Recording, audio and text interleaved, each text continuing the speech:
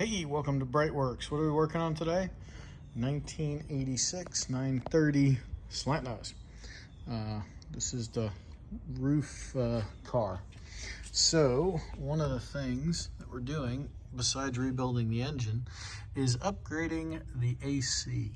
So we haven't done an AC upgrade video in a while, but look at what was under the evaporator box. So we're gonna get that all cleaned out before we move on, of course, and then we'll tune you in. All right, stay tuned.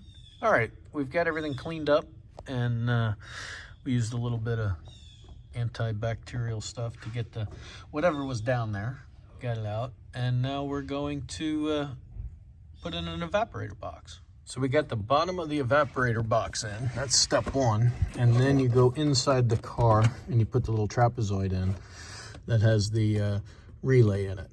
So now that we've got all this stuff in, what we'll do now is we'll put the little piece in that Charlie gives you to make sure that the air comes directly from the footwell as opposed to the box around here. So that's our next step. We're gonna get on with it. All right, so we've got our insulating material in. So the next step is to put in this little air deflector thing that basically makes sure that the air doesn't go around the evaporator. All right, so now we'll grab our evaporator and we will gently lay her into place. Everything is fighting for the same room, and there we go. All right, now what I like to do is make the first connections before I put the top of the box on, because you've got a little bit of wiggle room with how the evap moves around in here. So I'm gonna go off and do that, get some O-rings, and yeah, when we get back, we'll show you putting the top of the box on. All right, there you have it. Everything's installed. Our connections are remade.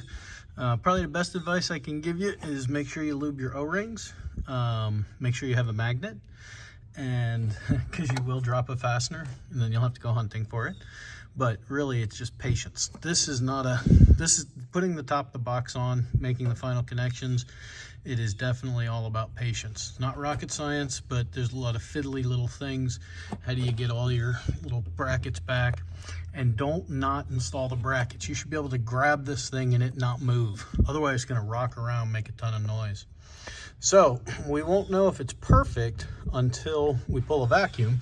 Oh, here's one other thing, right? So this is your, this is actually your steering shaft, right? So you got to make sure that you keep everything away from that. I may put a piece of tape across here, but yeah, that's about it.